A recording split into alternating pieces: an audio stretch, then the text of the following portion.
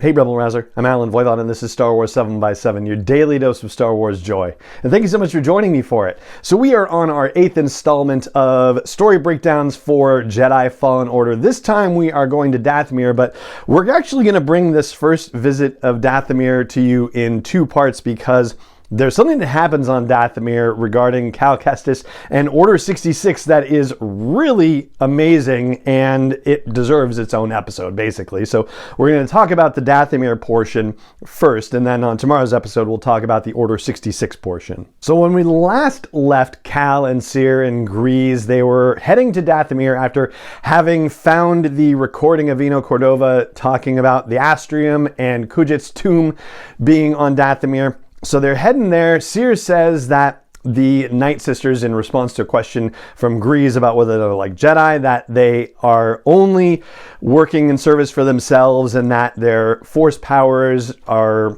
reliant upon or focused on manipulation and illusion and deception. And Cere actually knows a little something about the history of the Night Sisters. She tells Grease and Cal that the Night Sisters had made a deal with a Sith Lord and then the Sith Lord betrayed them. This is Count Dooku, of course. And that all of the Night Sisters, or nearly all of them, were massacred. So that gives you a setup for what you're going to see when you get to Dathomir, which is a mostly barren world, but not without its dangers. And Cere tries to warn Cal and say, yeah, these Dathomirian witches, they're not to be trusted. You got to be careful. And he's like, yeah, I know, I got it. I'm fine. Just not hearing it, man-financing it all the way. But he does ask Cere about him being blocked in the Force still. He's kind of regaining all of his abilities, but when he really opens himself up to the Force, he's only feeling his master, and there's trauma behind there, which we're going to learn about very soon.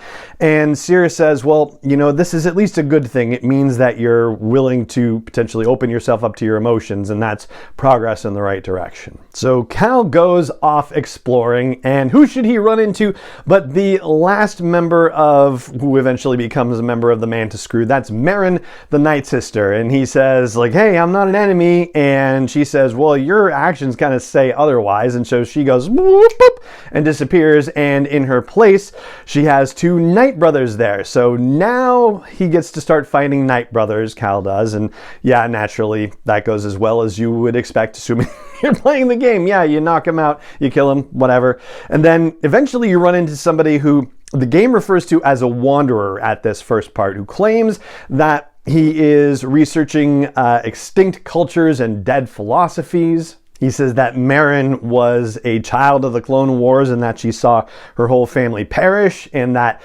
people don't do well going after the power that lies in the ruins, which is a reference to the tomb of the Zeffo sage that Cal is after. And Cal's like, yeah, well, I'm going anyway. Merrin shows up once again, and this time she sends Night Sister zombies after Cal, so those have to be dealt with. Merrin refers to the Jedi as thieves and selfish liars who only bring death, and yeah, there's a bit of truth in what she's saying, but there's also a reason why she's saying it, which we find out a little bit later, and there's some deception involved in that as well. In the meantime, Cal also has to have a giant creature boss battle with this thing called a Gorgara. It's basically like an enormous and very thick bat.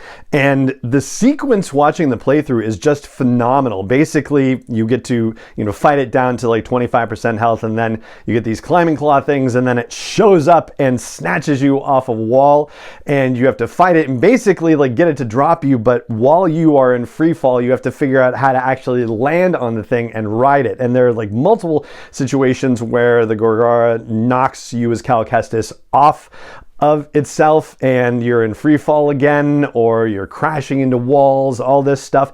It's just incredible, actually. The visuals on it, the cinematics are just incredible. Eventually you run into the Wanderer again, and he reveals himself to be this character called Taron Malicos, who was a former Jedi who has set up shop on Dathomir and basically taken control of the Knight brothers. It seemed like Merrin was the one in control of them, but it turns out that Terran had told Merrin a bit of a lie, that the Jedi were responsible for orchestrating the death of all of the Night Sisters and, you know, everybody else on Dathomir. And I guess he painted himself as somebody who was, you know, not part of that. But by trying to get Cal to join him, Merrin is a witness to that and is like, hey, you were telling me that the Jedi were the bad people, but now you're trying to recruit one of them, so maybe you're the bad person. So Merrin summoned a whole bunch more Night Sister zombies, and Cal has to get out of there because his lightsaber has been destroyed, or, you know, crushed, damaged enough that it doesn't work.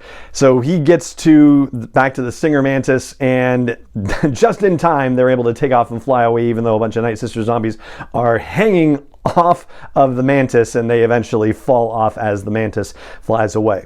Now, why was Cal's lightsaber damaged? Well, that's the story that we're going to tell tomorrow, because in the midst of all of this, when Cal is going into the ruins, the Temple of Kedjit, he has a vision, and it goes back to what happens in Order 66, and there are illusions that occur as a result of this, which basically Terra Malika says, yeah, I told you it was going to mess you up when you went in there. You didn't listen, huh?